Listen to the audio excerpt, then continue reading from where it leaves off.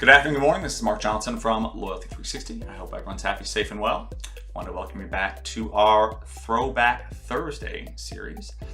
Throwback Thursdays, as you know, are a compiled series of responses from previous interviews in the Leaders in Customer Loyalty series from Loyalty360.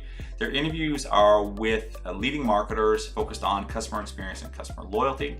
The series addresses unique topics germane to those who are driving the customer loyalty, customer experience, and brand loyalty efforts within their organization. We interview these leaders in customer loyalty on a weekly basis to showcase their programs, to understand the customer experience and customer loyalty approaches that they have, what may or may not be working, and also what they are focused on from a leader in the industry as well.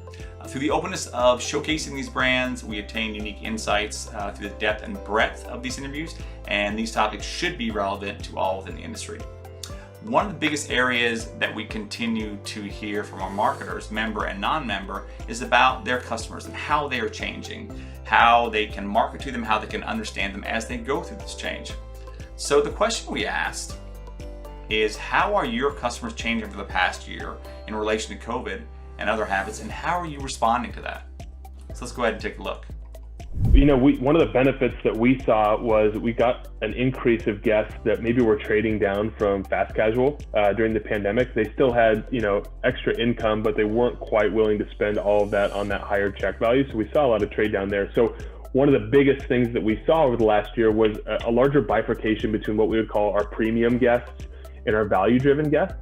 And we're starting to really tailor our marketing to those folks. So, for example, a premium guest might be more interested in that indulgent, craveable item, willing to spend a little more for flavor because it's a treat, versus your value-driven guests. You got your check possibly at the beginning of the month. You're tight on money at the end of the month.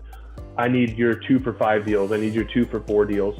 So we've really tailored our marketing calendar to support that type of guest and that bifurcation.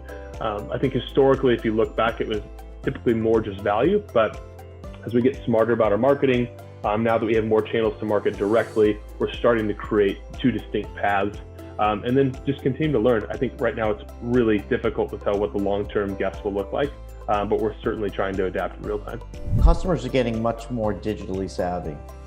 And I would say, even more specifically, using mobile technology. So we find that people are really engaging with our offers. They're skipping their email saying they've got offers, and they're going right to their app, and they're finding things in their mobile app. I think that we're really in our infancy for leveraging that to a full extent. And what do I mean by that is, mobile technology can just open up so much more. We'll know when a customer's in the store. We can design things that can enable their shopping, can help guide them through their shopping, have an interactive shopping list. There's so much more headroom and things that we can create for customers to engage with once we know that they are using that sort of technology. And I think we've really just scratched the surface, but customers are becoming more digitally enabled, and I would say even more specifically, mobile web enabled. So I think that the 2 biggest things that I would say and how our customers are changing is, 1, an increasing desire for flexibility, and then 2, an increasing focus on cleanliness and safety, which is not surprising given the pandemic we're in. And so as an industry, hotel has always had somewhat more flexible rates and flexible policies than airlines. And Wyndham specifically has always had flexible rates. So we're continuing to stay focused on that and offering flexible rates for our members and our guests, and starting to market that flexibility more than we had in the past.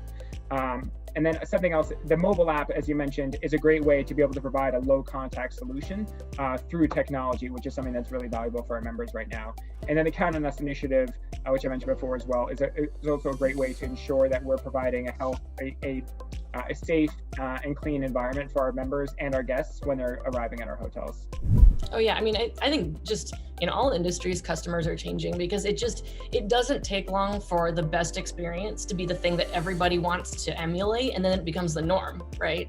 I mean, think about trying to order something from online, whatever, and it would take 4 to 7 business days sometimes, or there'd be like a couple days to process it. Now we're all expecting everything to be here within 2 days or sometimes same day. And it really wasn't that long ago that if you needed something that day, like you either had to go get it yourself or you were hiring a courier service. There was none of this stuff. We're so spoiled today. So but and that's, the pandemic has really increased a lot of those things too, because there are so many features and stuff that they started out as a convenience and now they've become a necessity. So for example, some of our locations, we're sort of in this like in between space where we're not like fast food, but we're also not like a sit down restaurant, an Italian restaurant or something like that, right? We're kind of in between. So but some of our restaurants had drive up windows before, so now we're having to adapt to provide curbside options also, and then make all of that available online too, so it's an easier experience for people. But it's definitely we're moving the needle on convenience for sure. I think there's just been so many massive changes in the market over the last few years, and when Scene started 2007, a huge number of our members were kind of under 30. They were young and single and had disposable income, and they were really taking part in experiences that you do when you're in your 20s, and making decisions about how they're going to spend their time and their money the way you do. 13 years later, our members are all, on average, 13 years older, and their lives have changed. A much more significant percentage of our members have got, families and homes, and they're making decisions there differently, and they're living in a world that is rapidly changing around them. As COVID is accelerating change, and technology is changing what people have available to them. So we've had to really focus hard on how the world is evolving, how our members' values have changed, what's important to them has changed, and make sure that we're trying to keep pace with that change as it's gone forward. One of the things that we've seen over the last bunch of months with Cineplex, even as the in-theater movie-going experience has been more challenging, their at-home business has exploded. And we've been right there with them to make sure we're delivering experiences into the home. Same thing with Universal Music and delivering virtual concerts with Juno award-winning bands right into people's homes, and virtual concert experiences across the country. And I think that these changes are going to continue. For sure, there's a huge pent-up demand. As things reopen, as travel becomes more possible for more people, as it gets more possible in more communities for people to be together in person, we're going to see a huge acceleration of people coming back out and seeing each other once again face to face. So we're certainly looking forward to that. But I do think that there are some elements that have changed for good, and we've had to just really think really carefully about what our strategy is going to be for the next year. And so with that in mind, we've got some great conversations underway with some great new partners that we're looking forward to solidifying and announcing over the next 12 months. I think I'll answer from a social purpose point of view, from a social responsibility point of view. I mean, when you think about it, social injustice has always been a concern, and as the world is quickly evolving, more and more, we have to confront the harsh realities of an unequal world, and an unequal landscape. So, we've seen, what's interesting though is that, we're noticing more and more awareness. We're more aware of our inequalities within.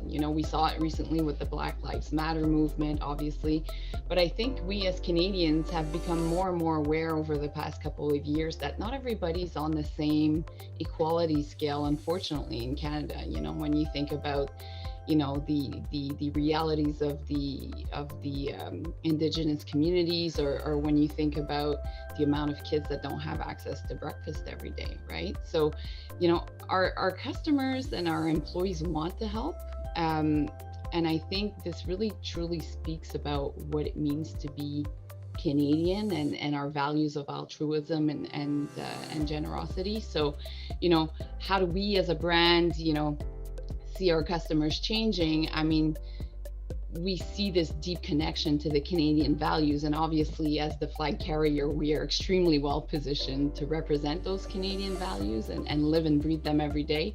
And so that's how we evolve, right? Like we stick to that core and we evolve with it. I hope you enjoyed today's edition of Throwback Thursdays. Remember to check back each Thursday for an updated video, a new topic in this Throwback series. Also on Wednesday, be sure to check back in for our discussion in customer loyalty series, where we kind of flip it around and we talk to the agency providers, the consultants, the technology entities about what they are seeing and what they are doing with regard to similar topics in the customer loyalty and customer experience industry. Please subscribe to the series, leave us feedback, and make sure to visit loyalty360.org daily for more thoughts and perspectives from the customer loyalty and customer experience industry. Thank you very much.